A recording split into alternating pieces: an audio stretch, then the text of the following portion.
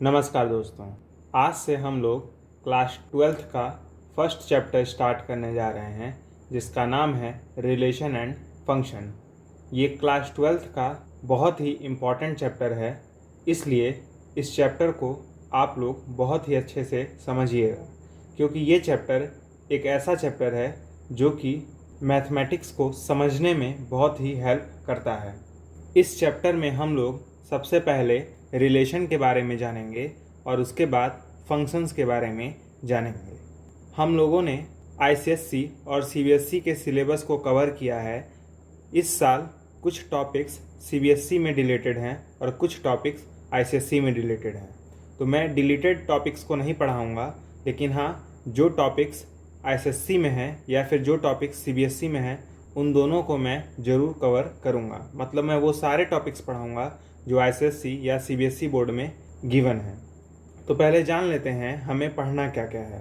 तो हमें पहले रिलेशन पढ़ना है, फिर रिलेशन के टाइप्स को पढ़ना है, उसके बाद हम लोग रिलेशंस के कुछ क्वेश्चंस को भी सॉल्व करेंगे।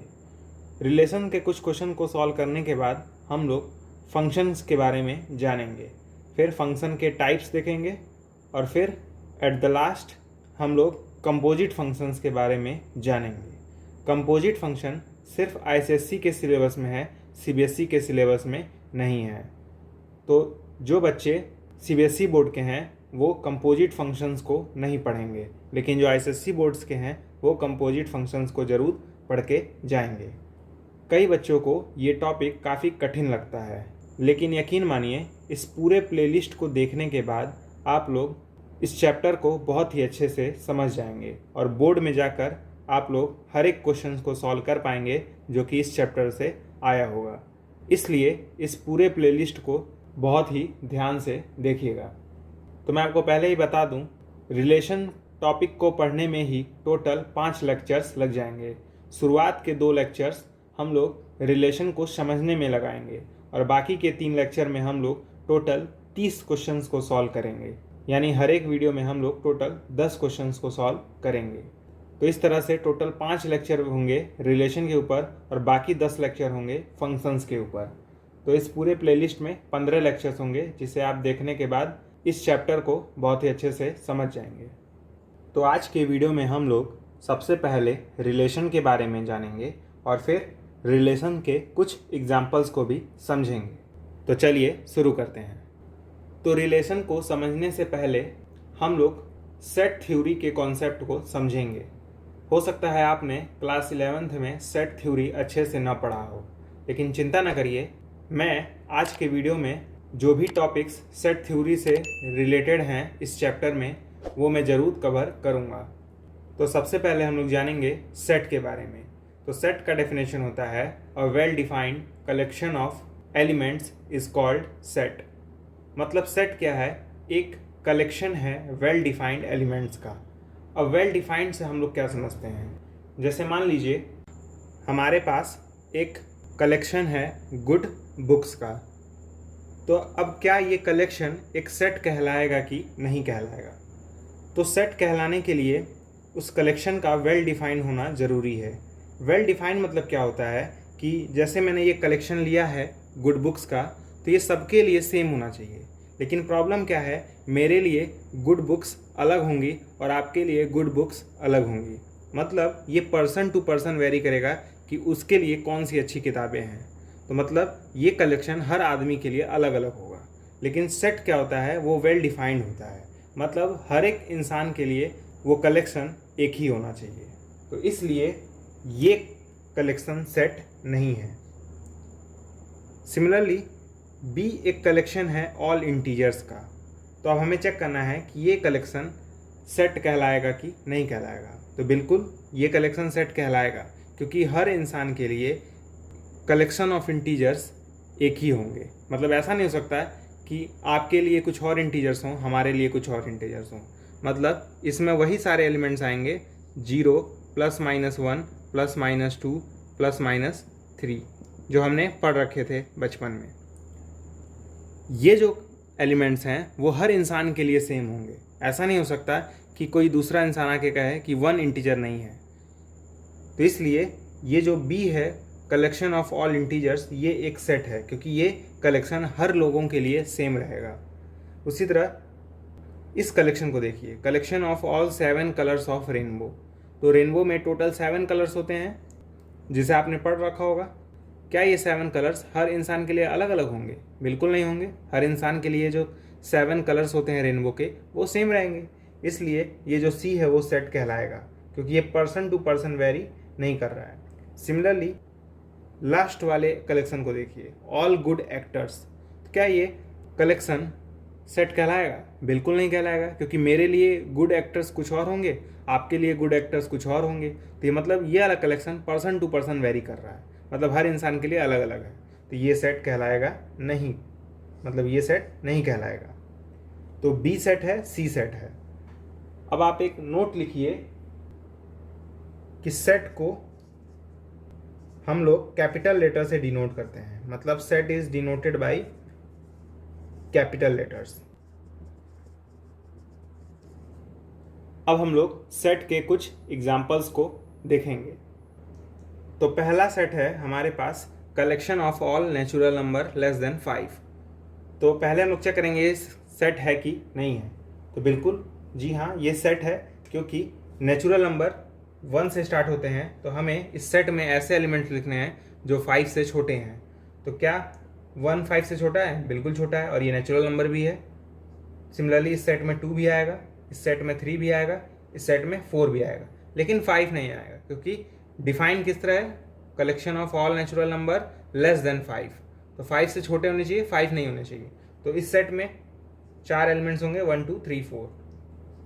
तो ये एक सेट है, क्योंकि ये जो कलेक्शन है नेचुरल नंबर्स का लेस देन 5, ये हर इंसान के लिए सेम रहेगा। सिमिलरली कलेक्शन ऑफ वॉवेल्स, क्या ये सेट होगा? बिल्कुल होगा, क्योंकि हम लोग जानते हैं टोटल 5 ही वॉवेल्स हैं, ए ई आई ओ यू। तो जी हाँ, ये भी एक सेट होगा, इसमें 5 एलिमेंट्स होंगे। ठीक है। तो सिमिलरली सी भी एक सेट होगा, क्योंकि सी क्या है? Collection of prime numbers. तो 2 एक प्राइम नंबर है, 3 एक प्राइम नंबर है, 5 एक प्राइम नंबर है, 7 एक प्राइम नंबर है, 11 एक प्राइम नंबर है, 13 एक प्राइम नंबर है, और सिमिलरली सो ऑन। मतलब हमारे पास काफ़ी ज़्यादा प्राइम नंबर्स हैं, तो उन्हें हम लोग डॉट डॉट डॉट से लिख देंगे। तो ये तीनों ही सेट के एग्जाम्पल्स थे। तो उम्मीद करता हूँ आपको सेट के बारे में अच्छे से पता चल गया होगा। अब हम लोग कुछ स्टैंडर्ड सेट्स देखेंगे। तो पहला सेट है सेट ऑफ नेचुरल नंबर्स। उसे हम लोग कैपिटल एन से डिनोट करते हैं, और हम लोग आने वाले टॉपिक्स में भी कैपिटल एन से ही रिप्रेजेंट करेंगे सेट ऑफ नेचुरल नंबर्स को। इस सेट में 1 से नंबर स्टार्ट होते हैं, 1 2 3 डॉट डॉट डॉट, और इस सेट को हम लोग कैपिटल एन से रिप्रेजेंट करते हैं। सिमिलरली होल नंबर के सेट को हम लोग डब्ल्यू से रिप्रेजेंट करते हैं। जेड से हम लोग सेट ऑफ इंटीजर्स को रिप्रेजेंट करते हैं, मतलब इसमें -4 -3 -2 -1 0 1 2 3 4 टाइप के एलिमेंट्स होंगे। इस सेट को कुछ इस तरीके से भी रिप्रेजेंट किया जा सकता है, तो आप ये वाला फॉर्म भी याद रखिएगा। कुछ लोग सेट ऑफ इंटीजर्स को आई से भी रिप्रेजेंट करते हैं, तो याद रहे जेड और आई सेट ऑफ इंटीजर्स हैं। क्यू क्या है? पी बाई क्यू का कलेक्शन, पी और क्यू इंटीजर्स होने चाहिए और क्यू 0 के इक्वल नहीं होना चाहिए। तो ये क्या है? Basically collection of rational number, मतलब इस क्यू सेट में वो सारे रैशनल नंबर्स आ जाएंगे। सिमिलरली इस आर से हम लोग रियल नंबर के कलेक्शन को रिप्रेजेंट करते हैं, मतलब आर क्या है? Set of real numbers. तो ध्यान दीजिएगा, इस रियल नंबर के सेट को मैं इस आर से रिप्रेजेंट कर रहा हूँ, मतलब आर बनाइए और उसके आगे एक और लाइन खींच दीजिए, तो ये हो जाएगा आर, और इसका मतलब होगा सेट ऑफ रियल नंबर्स। मैं इसलिए सेट ऑफ रियल नंबर्स को इस आर से रिप्रेजेंट करता हूँ, क्योंकि जब हम लोग रिलेशन पढ़ेंगे तो रिलेशन को भी आर से रिप्रेजेंट करते हैं, तो कन्फ्यूज़न बहुत होता है। इसीलिए याद रखिएगा, जब मैं रियल नंबर के बारे में बात करूँगा तो मैं ये वाला आर बनाऊँगा, लेकिन जब मैं रिलेशन की बात करूँगा तो सिर्फ ये आर बनाऊँगा। ठीक है। वैसे मैं अभी रिलेशन नहीं पढ़ाया हूँ, तो उसे मत जानिए, लेकिन याद रहे कि जब इस तरीके का आर रहेगा तो मतलब वो एक ऐसा सेट है जिसमें रियल नंबर्स हैं। तो आपको ये सारे सिंबल्स याद होने चाहिए। एन मतलब set of natural numbers, W मतलब set of whole numbers, Z मतलब सेट ऑफ इंटीजर्स, आई मतलब भी सेट ऑफ इंटीजर्स, क्यू मतलब सेट ऑफ रैशनल नंबर, और आर मतलब सेट ऑफ रियल नंबर्स। अब हम लोग सबसेट के बारे में जानेंगे। तो किसी सेट ए को हम लोग किसी दूसरे सेट बी का सबसेट तब कहेंगे जब सेट ए के हर एक एलिमेंट सेट बी के अंदर हों। तो इस डेफिनेशन को हम लोग एग्जाम्पल के जरिए समझेंगे। तो मान लीजिए हमारे पास एक सेट है बी 1 2 3 4, एक सेट है ए जिसमें है 1 2 3। तो ध्यान से देखिए, जो ए के जो एलिमेंट्स हैं वो बी के अंदर भी हैं, मतलब ए के हर एक एलिमेंट्स बी के अंदर हैं। तब हम लोग कहेंगे ए इज सबसेट ऑफ बी। ये याद रहे, ए को हम लोग सबसेट कब कहेंगे बी का, जब ए का हर एक एलिमेंट बी के अंदर हो। ध्यान से देखिए, ए का हर एक एलिमेंट क्या है, बी के अंदर है। तो हम लोग इस तरह लिखेंगे ए इज सबसेट ऑफ बी। ये सबसेट का साइन है, इसे आप लोग बहुत ही अच्छे से याद रखिएगा। मतलब हम लोग लिखेंगे ए सबसेट ऑफ बी कुछ इस तरीके से। तो सबसेट का यानी डेफिनेशन क्या है कि ए बी का सबसेट तभी कहलाएगा जब ए के हर एक एलिमेंट बी के अंदर मौजूद हों, तब हम लोग ए को सबसेट कहेंगे बी का। तो देख के बताइए, मैं एक सेट डिफाइन कर रहा हूँ, C equal to curly bracket 1 curly bracket close. तो क्या ये सी सबसेट होगा बी का? बिल्कुल होगा, क्योंकि सी का हर एक एलिमेंट किसके अंदर है, बी के अंदर है। तो इसलिए सी सबसेट होगा बी का। सिमिलरली सी ए का भी सबसेट होगा, क्योंकि सी का एलिमेंट ए के अंदर भी है, तो सी सबसेट होगा ए का। ठीक है, अब इस बी के पास हम लोग देखते हैं कितने सबसेट्स हैं। तो ध्यान से देखिए, एक है सेट 1, ये सबसेट है बी का, बिल्कुल है। सिमिलरली 2 भी इसका सबसेट है, क्योंकि इस सेट के हर एक एलिमेंट बी सेट के अंदर है। सिमिलरली 3 भी सबसेट है इस बी का। फिर हम लोग कह सकते हैं 4 भी सबसेट है इस बी सेट का, क्योंकि 4 इसके अंदर आ रहा है। ठीक है, सिमिलरली हम लोग लिख सकते हैं 1 2 भी सबसेट है बी का, 1 3 भी सबसेट है बी का, 1 4 भी है सबसेट बी का। या हम लोग कह सकते हैं 2 3 सबसेट है बी का, 2 4 है सबसेट बी का, 3 4 भी सबसेट है बी का, 1 2 3 भी सबसेट है बी का, 1 2 3 4 भी सबसेट है, क्योंकि इस सेट के हर एक एलिमेंट बी के अंदर है। बेसिकली ये सेट एक्चुअली बी ही है। ठीक है, तो इससे आपको एक बात मालूम चलती है, एक सेट खुद का सबसेट हमेशा होता है, ऐसा हम लोग कह सकते हैं, क्योंकि उसके एलिमेंट्स खुद के अंदर तो होंगे ही। तो ये वाली लाइन आपको बहुत ही अच्छे से समझ में आनी चाहिए, क्योंकि एक सेट खुद का सबसेट हमेशा होता है कि उसके एलिमेंट्स खुद के अंदर तो मौजूद ही होंगे, इसलिए हम लोग कह सकते हैं बी सबसेट है बी का। ठीक है, और क्या इसके सबसेट्स हो सकते हैं, 2 3 4। ठीक है, 1 3 4 ये भी सेट हो सकता है। सिमिलरली 1 2 4 भी सबसेट होगा। और एक सेट हमेशा हर एक सेट के अंदर होता है, उसे कहते हैं एम्प्टी सेट।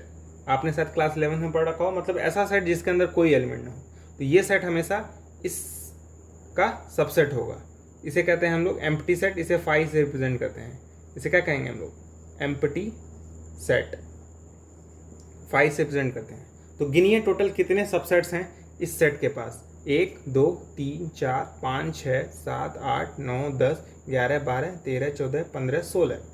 ठीक है, तो इस सेट के पास टोटल 16 सबसेट्स हैं। तो मैं आपको ऐसा फॉर्मूला बताऊंगा जिससे आप पता कर पाएंगे कि किसी भी सेट के पास कितने सबसेट्स होते हैं। तो वो फॉर्मूला है 2 to the power n। मतलब अगर किसी सेट के पास n एलिमेंट्स हैं तो उसके पास टोटल 2 का पावर n सबसेट्स होंगे। जैसे अभी हमने देखा था, इस सेट के पास टोटल 16 सबसेट्स थे। ठीक है, यानी 16 सबसेट्स थे। तो इस सेट के पास टोटल 4 एलिमेंट्स हैं, तो नंबर ऑफ सबसेट्स क्या होंगे बी के, number of subsets of B equal to क्या होगा, 2 का पावर 4 मतलब 16। तो यहाँ से भी कैलकुलेट करने पे 16 आया, और हमने जब एक एक सेट को निकाल के चेक किया था कि वो सबसेट है कि नहीं बी का, तो उसको भी काउंट करने पे क्या आया था, 16 ही आया था। इसलिए अगर आपसे कोई पूछे कि किसी सेट के पास कितने सबसेट्स हो सकते हैं, तो आप लोग इस फॉर्मूले से निकाल सकते हैं। और साथ में ही हमने एक खास सेट के बारे में जाना, वो था एम्प्टी सेट। ये हमेशा हर एक सेट का सबसेट होता है, मतलब 5 हमेशा सबसेट होगा बी का। Empty set is a subset of any set. ठीक है, तो एक लाइन लिखिएगा, empty set is subset of any set। ठीक है, तो हर एक एम्प्टी सेट किसी भी सेट का सबसेट होता है। सिमिलरली हम लोग देखे थे बी खुद का सबसेट तो होता ही है। ठीक है, तो any set is subset of itself. ठीक है, तो हर एक सेट के पास दो अनोखे सबसेट्स होते हैं, एक फाई और एक खुद वो। ठीक है, इन दोनों को बहुत ही अच्छे से समझिएगा और याद रखिएगा कि हर एक सेट के पास दो सबसेट तो होते ही हैं। ठीक है, अगर वो नॉन एम्प्टी है। अब हम लोग कार्टेशियन प्रोडक्ट के बारे में जानेंगे कि कैसे किसी दो सेट का हम लोग कार्टेशियन प्रोडक्ट निकाल सकते हैं। तो मान लेते हैं हमारे पास एक नॉन एम्प्टी सेट है ए और एक नॉन एम्प्टी सेट है बी। तो हम लोग Cartesian product of A and B को डिनोट करते हैं ए क्रॉस बी से, और ए क्रॉस बी डिफाइंड होता है collection of all ordered pair of the form A comma B where A belongs to A and B belongs to B. मतलब A cross B कुछ इस तरीके से डिफाइंड होगा, एक ऑर्डर्ड पेयर होगा ए कॉमा बी, ए किस में होना चाहिए ए में और बी किस में होना चाहिए बी में। इसका मतलब होता है a belongs in A and B belongs in capital B. मतलब स्मॉल एक एलिमेंट है किसका, कैपिटल ए सेट का, स्मॉल बी एक एलिमेंट है कैपिटल बी सेट का, और ए कॉमा बी किस में होगा, ए क्रॉस बी में होगा। ठीक है, आइए इसको एग्जाम्पल से समझते हैं, क्योंकि एग्जाम्पल से ही ये अच्छे से समझ में आएगा।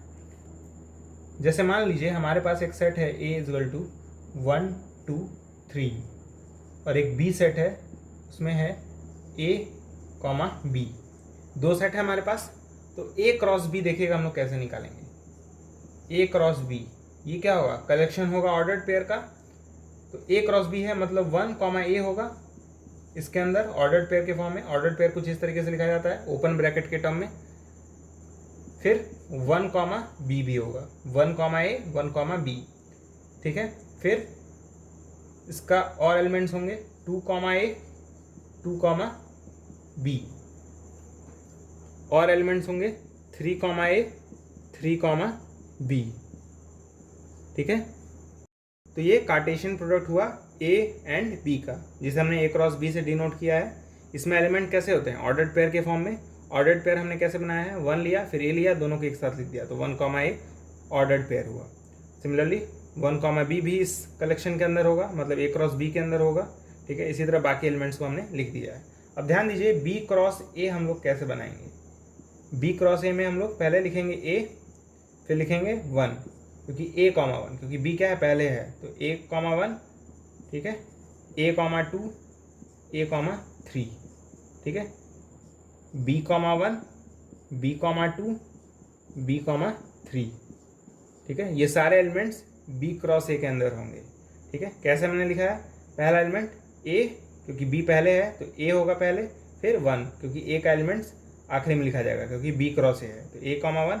Similarly A comma 2 A comma 3 B comma 1 B comma 2 B comma 3। और हमें साफ साफ दिख रहा है ए क्रॉस बी जो है वो इक्वल नहीं है बी क्रॉस ए के। तो ये होता है कार्टेशियन प्रोडक्ट। तो उम्मीद करता हूँ आपको कार्टेशियन प्रोडक्ट निकालने आ गया होगा। ठीक है, और आप लोग कार्टेशियन प्रोडक्ट के बारे में अच्छे से समझते होंगे। तो सेट थ्योरी में बस हम लोग इतना ही जानेंगे। आप लोग चाहें तो यूनियन, इंटरसेक्शन, ए माइनस बी जैसे ऑपरेशंस को भी आप लोग क्लास 11th की बुक से पढ़ सकते हैं, क्योंकि इन ऑपरेशंस की भी ज़रूरत हमें इस चैप्टर में पड़ेगी। मैं वो सारे ऑपरेशन यहाँ पे नहीं एक्सप्लेन करूँगा, क्योंकि आप लोग उन ऑपरेशन के बारे में थोड़ा बहुत तो जानते ही होंगे। अगर नहीं जानते तो आप एक बार क्लास 11th की बुक उठा के देख लीजिएगा। थोड़ा सा भी अगर जान जाएंगे तो इस चैप्टर को समझने में आसानी होगी। तो मैं उन टॉपिक्स को लीव कर रहा हूँ, क्योंकि अब हम लोग अपने मेन टॉपिक पे आएंगे जिसका नाम है रिलेशन ऑन ए सेट। अब से जो भी मैं पढ़ाऊँगा वो बोर्ड के पॉइंट ऑफ व्यू से बहुत ही इंपॉर्टेंट होगा, इसलिए इसे बहुत ही केयरफुली और अच्छे से समझते चलिएगा। तो रिलेशन ऑन ए सेट का डेफिनेशन है, let A be any non empty set then any subset of A cross A is called relation on A. मतलब हमारे पास अगर कोई ए एक नॉन एम्प्टी सेट है तो अगर हम लोग ए क्रॉस ए का सबसेट ले लें तो वो क्या कहलाएगा, रिलेशन कहलाएगा ए के ऊपर।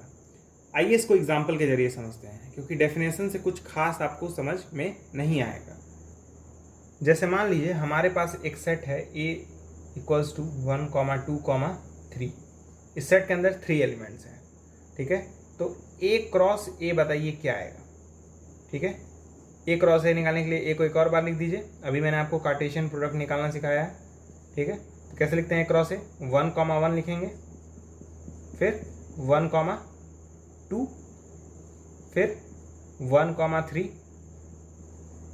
फिर 2, 1,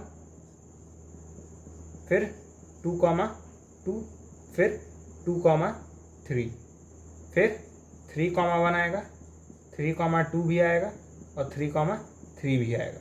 ये मैंने कार्टेशियन प्रोडक्ट निकाल लिया है किसका, ए का, ए के साथ, ठीक है।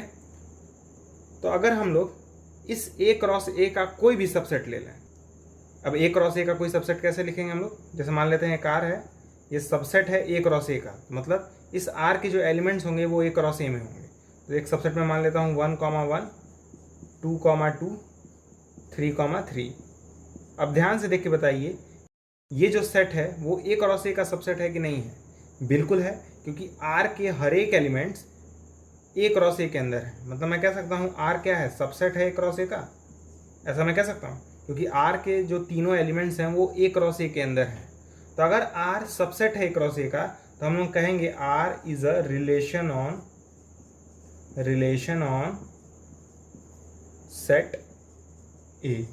ये हम लोग कहेंगे, कब कहेंगे, जब हम लोग ए क्रॉस ए का कोई भी सबसेट ले लें, ठीक है, तो वो सबसेट रिलेशन कहलाएगा सेट ए का, ठीक है। तो R is a relation on set A, क्योंकि आर जो है वो सबसेट है ए क्रॉस ए का, ठीक है। अब हम लोग एक और एग्जांपल के जरिए समझेंगे। तो अब हम लोग एक सेट लिए हैं A is equal to A, B, C, D. तो ए क्रॉस ए बताइए क्या आएगा, A, B, A, C, A, D, B, A, B, C,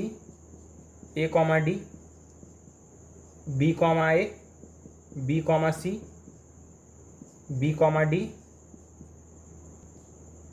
C, A, C, B, C, C, C, D,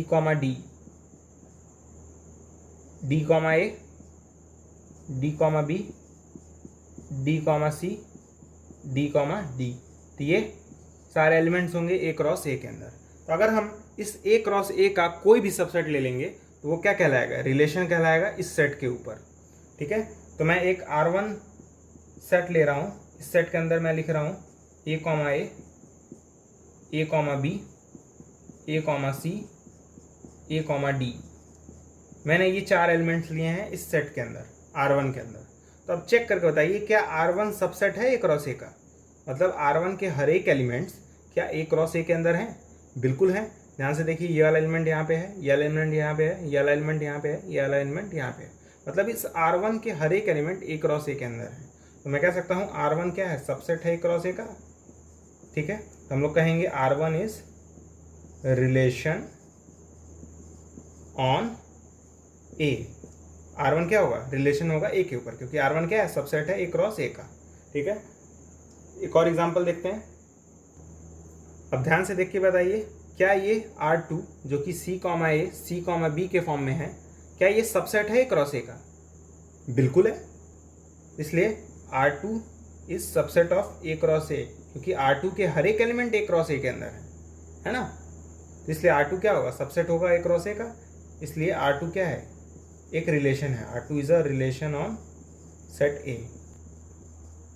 तो अगर आपको चेक करना है कोई सेट रिलेशन है कि नहीं, तो आप बस चेक कर लीजिए उसके कार्टेशियन प्रोडक्ट के अंदर वो सेट आ रहा है कि नहीं, ठीक है। या हम लोग कह सकते हैं उस सेट के हर एक एलिमेंट कार्टेशियन प्रोडक्ट के अंदर है कि नहीं है, ठीक है। अब चेक करके बताइए क्या R3 रिलेशन होगा ए के ऊपर। तो इसके लिए आप क्या करेंगे, चेक करेंगे कि क्या R3 सबसेट है ए क्रॉस ए का। तो R3 सबसेट नहीं है ए क्रॉस ए का, क्योंकि 1, A इस ए क्रॉस ए में कहीं नहीं है, 1, B इस ए क्रॉस ए में कहीं नहीं है। ए, ए तो है ए क्रॉस ए में, लेकिन ये दोनों एलिमेंट्स इस ए क्रॉस ए में नहीं है। जो कि मैंने सबसेट का डेफिनेशन बताया था कि किसी भी हम लोग सेट को सबसेट तब कहते हैं जब उसके हर एक एलिमेंट उस सेट के अंदर हों। तो इसके हर एक एलिमेंट ए क्रॉस ए के अंदर नहीं है, इसलिए हम लोग क्या कहेंगे, R3 is not subset of A cross ए। ठीक है, नॉट के लिए क्रॉस लगा देते हैं, तो R3 सबसेट नहीं है ए क्रॉस ए का, इसलिए मतलब R3 is not a relation on set A. R3 relation नहीं है। ठीक है, तो हमारे पास एक सेट है A इज इक्वल टू 1, 2, 3। एक सेट डिफाइन है R is equal to ordered pair A, B, A plus B greater than 2। मतलब A, B इस तरीके से होने चाहिए कि दोनों को जोड़ने पर 2 से बड़ा है। तो हमें चेक करना है R रिलेशन होगा A के ऊपर कि नहीं होगा। तो पहले हमें क्या चेक करना होगा, R सबसेट है A क्रॉस A का कि नहीं। मतलब पहले हमें ये चेक करना होगा कि R क्या सबसेट है A क्रॉस A का। इसके लिए पहले हमें A क्रॉस A बनाना होगा। ठीक है, तो A क्रॉस A बताइए क्या आएगा। A क्रॉस A कैसे हम लिखेंगे, 1, 1, 1, 2, 1, 3, 2, 1, 2, 2, 2, 3, 3, 1, 3, 2, 3, 3, इस तरीके से लिखेंगे। अब यहाँ पे जो R है वो सेट बिल्डर फॉर्म में डिफाइंड है, हम इसे पहले रोस्टर फॉर्म में कन्वर्ट करेंगे। मतलब पहले हमें देखना है R के अंदर कैसे कैसे एलिमेंट्स आएंगे। तो कैसे कैसे एलिमेंट आएंगे, जिनको जोड़ने पर 2 से बड़ा आ जाए। तो क्या 1 और 1 को ऐड करने पर 2 से बड़ा आएगा, नहीं आएगा, क्योंकि 1 को और 1 को ऐड करेंगे तो 2 आएगा। 2 बड़ा नहीं होता है 2 से, 2 इक्वल होता है 2 से, मतलब ये वाला एलिमेंट नहीं होगा। ठीक है, ये नहीं होगा। अब 1, 2 होगा तो 1 + 2 करने पे 3 आता है, जो कि बड़ा होता है 2 से, इसलिए ये वाला एलिमेंट होगा। ठीक है, सिमिलरली 1, 3 भी होगा, क्योंकि 1 + 3 करने पे 4 आएगा, 4 2 से बड़ा होता है। 2, 1 भी होगा, 2, 2 भी होगा, 2, 3 भी होगा, क्योंकि इन सबको जोड़ने पर 2 से बड़ा आएगा। 3, 1 भी होगा, 3, 2 भी होगा, 3, 3 भी होगा। ठीक है, तो हम लोग R के एलिमेंट्स को लिखेंगे। R के एलिमेंट्स क्या क्या हैं, 1, 2, 1, 3, 2, 1, 2, 2, 2, 3, 3, 1, 3, 2, 3, 3। क्योंकि R इस तरह से डिफाइंड है कि दोनों को जोड़ने पर 2 से बड़ा आना चाहिए। तो ये सारे एलिमेंट्स ऐसे हैं जिनके एलिमेंट्स को ऐड करने पर 2 से बड़ा आ रहा है। जैसे 1, 2 को ऐड करेंगे तो 2 से बड़ा हो जाएगा, 1, 3 को ऐड करेंगे तो 2 से बड़ा हो जाएगा। बस इस वाले सेट के अंदर यही वाला एलिमेंट नहीं है, बाकी सब है। ठीक है, अब हमें चेक करना है कि क्या R सबसेट है क्रॉस ए का। मतलब क्या R के हर एक elements set A cross A के अंदर आ रहे हैं। बिल्कुल आ रहे हैं, ध्यान से देखिए। R के जो हर एक एलिमेंट हैं वो A क्रॉस A में ही तो हैं, इसलिए R क्या होगा, सबसेट होगा A क्रॉस A का। तो अगर R सबसेट है A क्रॉस A का तो R क्या होगा, रिलेशन होगा। R is a relation. अब रिलेशन किसके ऊपर होगा, ऑन A। तो उम्मीद करता हूँ आपको रिलेशन अच्छे से समझ में आ गया होगा। बस याद रहे, हर बार R को इस तरह से डिफाइन नहीं करेगा। ठीक है, R को आपको कभी कभी सेट बिल्डर के फॉर्म में भी दे सकता है। तो एक क्वेश्चन है कि let n be the set of natural numbers and a set R is equal to ordered pair x, y belongs in n, x + y is equal to 10। Check whether R is relation on set n और not. तो हमारे पास एक set है natural number का, हमें check करना है कि ये जो दूसरा सेट है R, ordered pair x, y, x + y is equal to 10, ये रिलेशन है n के ऊपर की नहीं है। तो हमें चेक करना है। तो पहले हम लोग देखते हैं हमें गिवन क्या है। हमें गिवन है R is equal to x, y किस में होने चाहिए, नेचुरल नंबर में होने चाहिए। मतलब x, y belongs in natural number, इसका मतलब होता है बिलोंग्स या element. x + y is equal to 10। तो अब हमें चेक करना है क्या R सबसेट होगा n क्रॉस n का। तो अब इसके लिए आप n क्रॉस n बनाएंगे, लेकिन क्या n क्रॉस n बना पाएंगे आप लोग, क्योंकि n में इन्फिनाइट एलिमेंट्स होते हैं। तो n क्रॉस n में भी इन्फिनाइट होंगे, इतने ज़्यादा एलिमेंट्स होंगे कि आप n क्रॉस n नहीं बना पाएंगे। ठीक है, तो पहले आपको देखना होगा कि R कैसा बनेगा। R होगा x comma y x plus y is equal to 10। मतलब ऐसे दो नेचुरल नंबर जिनको ऐड करने पर क्या आ जाए, 10 आ जाए। तो पहला ऑर्डर पेयर होगा 1 कॉमा 9, 1 कॉमा 9 होगा आर के अंदर, क्योंकि 1 और 9 को ऐड करेंगे तो 10 आ जाएगा। सिमिलरली दूसरा क्या होगा, 2 कॉमा 8 होगा, क्योंकि 2 और 8 को ऐड करेंगे तो 10 आएगा। फिर 3 कॉमा 7 होगा, ठीक है, 4 कॉमा 6 होगा, फिर 5 कॉमा 5 होगा, फिर 6 कॉमा 4 होगा, क्योंकि 6 और 4 को ऐड करेंगे तो 10 आएगा। 7 कॉमा 3 भी होगा, ठीक है, 8 कॉमा 2 भी होगा, 9 कॉमा 1 भी होगा, ठीक है। 0 हम लोग नहीं ले सकते हैं, 0 कॉमा 1 या 0 कॉमा 10 ये सब एलिमेंट नहीं ले सकते हैं, क्योंकि 0 नेचुरल नंबर नहीं होता है, ठीक है। तो ये रहा हमारा सेट आर, ठीक है। सेट आर के अंदर कैसे एलिमेंट्स हैं, 1 कॉमा 9, कि 1 और 9 को ऐड करेंगे तो 10 आएगा, 2 comma 8, 3 comma 7, 4 comma 6, 5 comma 5, 6 comma 4, 7 comma 3, 8 comma 2, 9 comma 1। और कोई एलिमेंट नहीं आएंगे, ठीक है, आप चेक कर सकते हैं। और कोई भी ऐसे नंबर्स नहीं होंगे जिनको ऐड करने पर 10 आए, ठीक है, यही वो एलिमेंट्स होंगे। तब क्या ये जो आया है आर वो सबसेट होगा एन क्रॉस एन का? बिल्कुल होगा, क्योंकि हर एक ऑर्डर्ड पेयर के जो एलिमेंट्स हैं वो नेचुरल नंबर से तो उठाए गए हैं। तो आप क्लियरली देख सकते हैं कि जो आर है वो एन क्रॉस एन का सबसेट है। अब यहाँ आपको मन में ही सोचना पड़ेगा कि आर जो है वो एन क्रॉस एन का सबसेट है कि नहीं है, ठीक है। तो लिखेंगे हम लोग clearly R is subset of N cross N, ठीक है। ये एन क्रॉस एन के अंदर पक्का होगा, ठीक है, क्योंकि एन क्रॉस एन में कैसे एलिमेंट्स आएंगे, ऐसे एलिमेंट्स तो आएंगे 1 कॉमा 1, 1 कॉमा 2, 1 कॉमा 3, बहुत सारे एलिमेंट्स आएंगे, उन्हें हम लोग लिख नहीं पाएंगे सारे के सारे। तो अब हमें मन में ही चेक करना पड़ेगा कि ये जो एलिमेंट्स हैं आर के वो क्या एन क्रॉस एन के अंदर आएंगे? बिल्कुल आएंगे। 1 कॉमा 9 कहीं ना कहीं आई भी करेगा, 2 कॉमा 8 भी कहीं ना कहीं एन क्रॉस एन के अंदर आएगा, 3 कॉमा 7 भी आएगा। इसी तरह आर के जितने भी एलिमेंट्स हैं वो एन क्रॉस एन के अंदर कहीं ना कहीं पे जरूर होंगे। इसलिए आर जो है वो सबसेट है एन क्रॉस एन का। अगर आर सबसेट है एन क्रॉस एन का, इसलिए R is relation on N. तो आर इसलिए रिलेशन है एन के ऊपर, क्योंकि आर के हर एक एलिमेंट एन क्रॉस एन के अंदर है, इसलिए आर सबसेट होगा एन क्रॉस एन का। तो अगर आर सबसेट है एन क्रॉस एन का तो आर रिलेशन होगा एन के ऊपर। अब हमारे पास एक और क्वेश्चन है कि given a set A is equal to 1, 2, 3, 4, 5, 6 and a set R is equal to ordered pair x, y belongs in a y is equal to x plus 1 to check whether r is a relation on set a or not। तो हमें फिर से वही करना है, check करना है कि r क्या रिलेशन है सेट a के ऊपर। तो फिर से भाई पहले हम लोग देखेंगे r है क्या। तो r हमें दिया है ordered pair x, y belongs in a y is equal to x plus 1, ठीक है। लेकिन हमारे पास जो a है वो है 1, 2, 3, 4, 5, 6, ठीक है। तो आप फिर से वही करेंगे, पहले r सेट बनाएंगे, मतलब r के हर एक एलिमेंट को लिखेंगे, ठीक है। तो अगर अब मैं यहाँ पे 1 रखूँ, ठीक है, तो यहाँ पे क्या आएगा, 2 आएगा। क्यों आएगा ये यहाँ पे 2? क्योंकि अगर x 1 है तो ये 1 प्लस 1 मिलके क्या हो जाएगा, 2 हो जाएगा, यानी y की वैल्यू क्या आएगी, 2, इसलिए दूसरा एलिमेंट 2। सिमिलरली अगर x की वैल्यू 2 है, क्योंकि हम लोग जो x है वो a से लेंगे, इसलिए पहले मैंने 1 लिया, तो 1 लेंगे तो y क्या हो जाएगा, 2 हो जाएगा। x 2 लिए हैं तो y क्या हो जाएगा, x प्लस 1 था y, x मतलब 2, 2 प्लस 1 दैट इज 3, इसलिए y 3 हो जाएगा।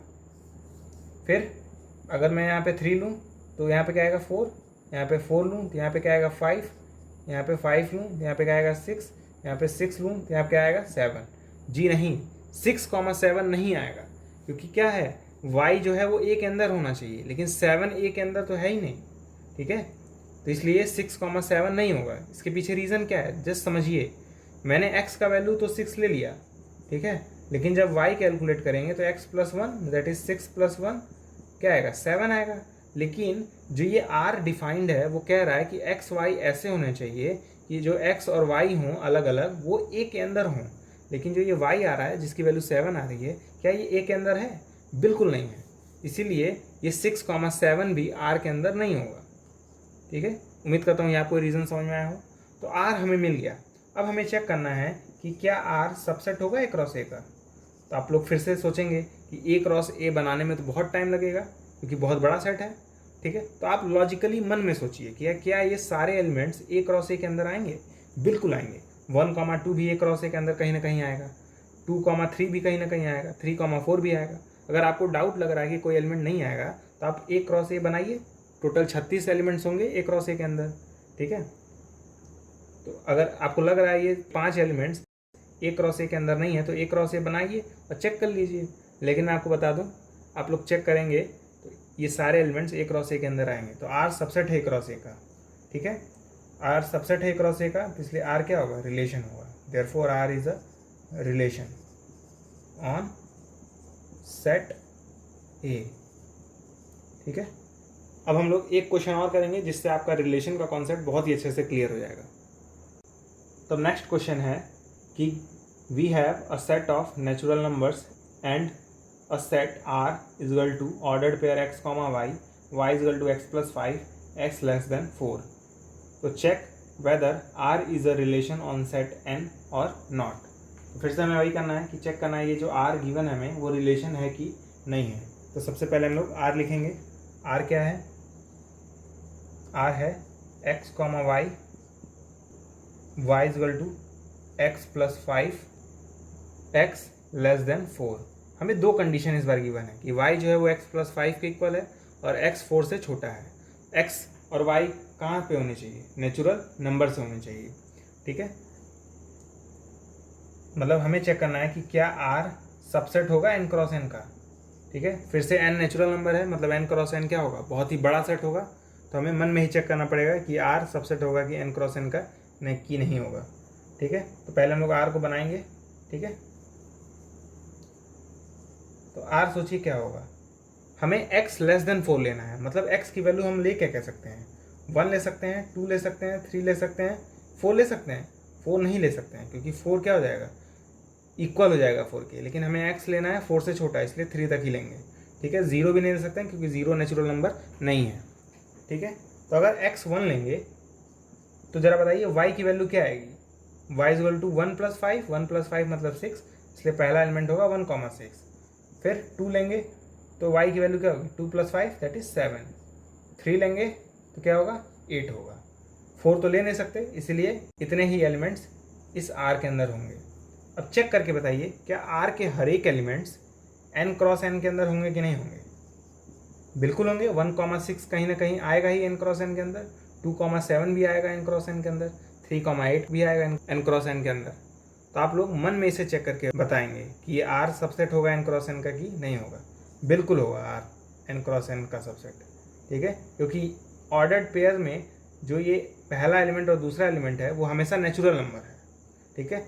तो इसलिए ये जो जितने भी एलिमेंट्स हैं उनके जो फर्स्ट एलिमेंट और सेकंड एलिमेंट है वो नेचुरल नंबर्स हैं। तो ऑब्वियस सी बात है ये जो पूरा ऑर्डर्ड पेयर है वो n क्रॉस n के अंदर आएगा ही। तो R सबसेट है n क्रॉस n का। अगर R सबसेट है n क्रॉस n का तो R क्या होगा? रिलेशन होगा। Therefore R is a relation on n के ऊपर रिलेशन है। तो अब मैं समझ सकता हूँ आपको रिलेशन समझ में आ गया होगा। आप अपने बुक से कुछ एग्जांपल्स उठाइएगा और उन्हें चेक करिएगा कि वो रिलेशन है कि नहीं है। तो अभी हमने एक एग्जांपल देखा जिसमें हमारे पास एक सेट था a इज इक्वल टू 1, 2, 3 और रिलेशन डिफाइन था 1, 1, 2, 2, 3, से। तो हमने देखा था कि R जो है वो सबसेट है a क्रॉस a का, ठीक है। इसका मतलब R is a relation on A, ये हमने देखा था। तो अब हम लोग कुछ नोटेशन देखेंगे कि हम इन्हें एक्चुअली किस चीज़ से रिप्रेजेंट करते हैं। जैसे ये 1,1 है R का मेंबर, 1,1 ये एलिमेंट है R का। तो हम लोग लिखते हैं इन 1,1 को कि 1 रिलेटेड टू 1, इस तरह से डिनोट करते हैं। मतलब इस 1,1 को हम लोग 1 से रिप्रेजेंट करते हैं। बेसिकली मैं कहना क्या चाह रहा हूँ कि जो ऑर्डर्ड पेयर है R का 1,1, इसे हम लोग रिप्रेजेंट कर सकते हैं 1 से। सिमिलरली 2,2 भी ऑर्डर्ड पेयर का मेंबर है, रिलेशन का मेंबर है। इसे हम लोग लिखेंगे 2R2, मतलब 2 इज रिलेटेड टू 2। सिमिलरली 3, 3 भी R का मेंबर है, तो इसे हम लोग क्या लिखेंगे, 3 इज रिलेटेड टू 3। आइए इस नोटेशन को एक और एग्जांपल से समझते हैं। तो हमने अभी जस्ट एक और एग्जांपल दिखाया था जिसमें हमें सेट गिवन था A B C D, ठीक है, और रिलेशन डिफाइंड था A, B, A, C और A, D। तो हमने देखा था R जो है वो रिलेशन है, मतलब R is relation on A, ये हमने देखा था। तो फिर से भाई नोटेशन देखते हैं क्या होगा। A, बिलोंग कर रहा है R के अंदर, सही बात है। तो हम लोग क्या लिखेंगे, A is related to A। Similarly A, B भी बिलोंग कर रहा है R से। तो हम इसे एक और तरीके से रिप्रेजेंट कर सकते हैं, वो तरीका क्या है, A related to B। Similarly A, C भी बिलोंग कर रहा है R में, तो हम लोग क्या लिखेंगे, A related to C। Similarly एक और एलिमेंट बिलोंग कर रहा है R में, A, D belongs in R, ठीक है, तो हम लोग क्या लिखेंगे, A रिलेटेड टू D। तो इसका आप लोग रिवर्स भी याद रखिएगा कि अगर मान लीजिए हमारे पास दिया हो A, R, C, तो हम लोग समझेंगे ये क्या है, A, C जिसको, और ये A, C किसके अंदर है, R के अंदर है। सिमिलरली मान लीजिए लिखा हो A, R, D, इसका मतलब क्या होगा कि A, D किसके अंदर है, R के अंदर। तो इन सारे नोटेशन को आप लोग बहुत ही अच्छे से समझ लीजिए, ठीक है, क्योंकि हम लोग इन नोटेशंस का यूज़ आगे चल के करेंगे। अब हम लोग कुछ पर्टिकुलर टाइप्स ऑफ रिलेशन के बारे में जानेंगे। तो पहला रिलेशन है एम्प्टी रिलेशन। तो हम लोग जानते हैं फाई जो होता है यानी एम्प्टी सेट, वो किसी भी सेट का सबसेट होता है। तो हम लोग कह सकते हैं phi is subset of A cross A। तो अगर फाई सबसेट है A क्रॉस A का, तो मैंने बताया था अगर कोई सेट A क्रॉस A का सबसेट हो जाए तो वो सेट रिलेशन कहलाता है उस दूसरे सेट के ऊपर। तो मतलब फाई सबसेट है A क्रॉस A का, तो हम लोग कह सकते हैं फाई रिलेशन होगा एक पे, ठीक है। तो इसी रिलेशन को हम लोग क्या कहते हैं, एम्प्टी रिलेशन, ठीक है, बिकॉज फाई क्या होता है, सबसेट होता है A क्रॉस A का। A अगर कोई भी सेट है नॉन एम्प्टी, तो फाई जो होगा वो A क्रॉस A का सबसेट होगा ही, क्योंकि एम्प्टी सेट मैंने बताया था हर एक सेट का सबसेट होता है, तो A क्रॉस A का भी क्या होगा, सबसेट होगा फाई। तो अगर फाई सबसेट है A क्रॉस A का, तो हम नहीं कह सकते हैं फाई इज अ रिलेशन किसके ऊपर, A के ऊपर, ऑन A, ठीक है, क्योंकि फाई सबसेट है A क्रॉस A का, इसलिए फाई रिलेशन होगा। आइए एग्जांपल देखते हैं, इसका एग्जांपल क्या होगा। मैं कह रहा हूँ एक सेट है A 1, 2, 3, ठीक है, और मैं एक और सेट डिफाइन कर रहा हूँ R इज इक्वल टू, उसमें हम लोग एलिमेंट्स लेंगे x, y belongs in A such that x plus y is equal to 10, ठीक है। तो पहले हम लोग R के बारे में जानेंगे, क्योंकि R सेट बिल्डर फॉर्म में है, तो इसे पहले रोस्टर फॉर्म में कन्वर्ट करेंगे, ठीक है। तो x, y हमें इस तरह लेने हैं कि दोनों को ऐड करने पर क्या आ जाए, 10 आ जाए, लेकिन x, y हम लोग लेंगे कहाँ से, A से लेंगे, ठीक है। क्या कोई भी दो एलिमेंट्स हैं ऐसे A में जिनको ऐड करने पर 10 आ जाए, 1, 2 को ऐड करेंगे तो 3 आएगा, 10 तो आएगा नहीं। तो A में ऐसे कोई भी दो एलिमेंट नहीं है जिनको ऐड करने पर 10 आ जाए, तो इसलिए R के अंदर कोई एलिमेंट्स आएगा ही नहीं, क्योंकि ऐसे कोई दो एलिमेंट्स है ही नहीं जिनको ऐड करने पर 10 आ जाए। इसलिए R क्या होगा, एक एम्प्टी सेट होगा, ठीक है। तो empty set A cross A का सबसेट तो होगा ही, ऑब्वियस सी बात है, अगर A कोई सेट है तो A क्रॉस A भी कुछ ना कुछ आएगा ही, और फाई A क्रॉस A का सबसेट होगा ही। तो phi is a relation on A। तो उम्मीद करता हूँ आपको एम्प्टी रिलेशन समझ में आ गया होगा। आप लोग चाहें तो इसे नोट कर सकते हैं कॉपी में, मैं जो भी लिखवा रहा हूँ आप उसे कॉपी में नोट करते चलें, क्योंकि वो बहुत इंपॉर्टेंट है। अब हम लोग यूनिवर्सल रिलेशन के बारे में जानेंगे। मैंने आपको जब सबसेट पढ़ाया था तो मैंने बताया था कि अगर हमारे पास कोई A एक सेट है तो इसके पास खुद का ही एक सबसेट होगा, मतलब A खुद सबसेट होगा खुद का, मैंने बताया था। तो सिमिलरली मैं कह सकता हूँ A क्रॉस A खुद का सबसेट होगा ऑब्वियस सी बात है, कह सकते हैं हम लोग ए क्रॉस ए सबसेट होगा ए क्रॉस ए का, कह सकते हैं। तो मैं ये नहीं कह सकता हूँ कि A cross A is relation on A, बिल्कुल कह सकता हूँ, क्योंकि जैसे ही सबसेट होता है तुरंत हम लोग कह देते हैं ये वाला सेट क्या है, रिलेशन है ए के ऊपर। तो ऐसे रिलेशन को हम लोग क्या कहते हैं, यूनिवर्सल रिलेशन। आइए इसका एग्जांपल देखते हैं। तो हमारे पास एक सेट है a = 1, 2।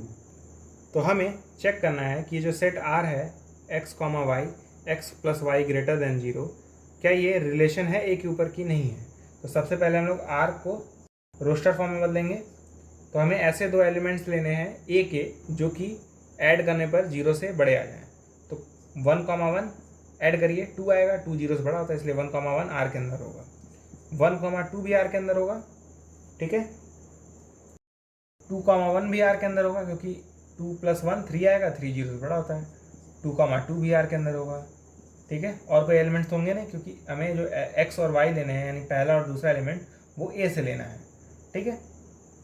अब a क्रॉस a निकालिए, a क्रॉस a क्या आएगा, 1, 1, 1, 2, 1, 3, 2, 1, 2, 2, यही तो होगा। अब ध्यान से देखिए, R जो है वो इक्वल है a क्रॉस a के, इक्वल है कि नहीं है। और हम लोग जानते हैं a क्रॉस a खुद का सबसेट होता है, मतलब R सबसेट है a क्रॉस a का, ऐसा हम लोग कह सकते हैं, क्योंकि R a क्रॉस a के इक्वल है, तो सबसेट तो होगा a क्रॉस a का। तो इसलिए R इज रिलेशन, सबसेट है तो रिलेशन होगा, किसके ऊपर होगा, a के ऊपर होगा, ठीक है। और क्योंकि R इक्वल है क्रॉस ए के, तो हम लोग R को क्या कहेंगे, यूनिवर्सल रिलेशन, ठीक है। अब हम लोग थर्ड रिलेशन पढ़ेंगे जिसका नाम है आइडेंटिटी रिलेशन। तो अगर हमारे पास मान लीजिए कोई सेट है A जो कि नॉन एम्प्टी है, तो मैं एक सेट डिफाइन कर रहा हूँ I = a, a belongs in A। तो ये जो है वो पक्का सबसेट होगा a क्रॉस a का। अभी मैं आपको एग्जांपल से दिखाऊंगा, ठीक है। मैंने I कैसा सेट बनाया है, ऑर्डर्ड पेयर a, a, ठीक है। a किस में होना चाहिए, a के अंदर, तो I सबसेट होगा a क्रॉस a का, ठीक है। तो अगर I सबसेट है तो I क्या होगा, रिलेशन होगा, I is relation on a। और ऐसे रिलेशन को हम लोग जो कि कुछ इस तरीके से डिफाइन होते हैं उन्हें क्या कहते हैं, आइडेंटिटी रिलेशन। तो I इज आइडेंटिटी रिलेशन, ठीक है। आइए हम लोग इसे एग्जाम्पल के जरिए समझते हैं। तो मान लीजिए एक सेट है हमारे पास a = 1, 2, 3, ठीक है। तो I हमें किस तरह बनाना है, a बिलोंग्स इन a, ठीक है। मतलब अगर मैं 1 ले रहा हूँ तो यहाँ पे भी 1 होना चाहिए, 2 ले रहा हूँ तो यहाँ पे भी 2 होना चाहिए, 3 ले रहा हूँ तो यहाँ पे भी 3 होना चाहिए, ठीक है। तो I हमारे पास ये सेट निकल के आया। अब जरा एक बार a क्रॉस a बनाइए, a क्रॉस a कैसा बनेगा, 1, 1, 1, 2, 1, 3, 2, 1, 2, 2, 2, 3, 3, 1, 3, 2, 3, 3, यही तो होगा a क्रॉस a के अंदर। अब चेक करिए जो I के एलिमेंट्स हैं वो क्या a क्रॉस a के अंदर हैं, बिल्कुल है। इसलिए हम लोग कह सकते हैं I क्या है, सबसेट है a क्रॉस a का। और I जो कि a से डिफाइंड है, a बिलोंग्स इन a, तो ऐसे रिलेशन को हम लोग क्या कहते हैं, आइडेंटिटी रिलेशन। इसलिए I इज आइडेंटिटी रिलेशन, ठीक है, ऑन a। तो I अगर इस तरीके से डिफाइंड है a बिलोंग्स इन a, तो पक्का I सबसेट होगा a क्रॉस a का। मैंने आपको एग्जांपल के जरिए दिखा दिया, ठीक है। इसलिए I रिलेशन होगा a के अंदर, क्योंकि I सबसेट है a क्रॉस a का, तो I रिलेशन होगा। और ऐसे रिलेशन को हम लोग क्या कहते हैं, आइडेंटिटी रिलेशन। तो आज के वीडियो में बस इतना ही। अगले वीडियो में हम लोग इक्विवेलेंस रिलेशन के बारे में जानेंगे, जिसमें हम लोग रिफ्लेक्सिव, सिमेट्रिक और ट्रांजिटिव रिलेशन के बारे में भी जानेंगे और इससे रिलेटेड कुछ एग्जाम्पल्स को देखेंगे।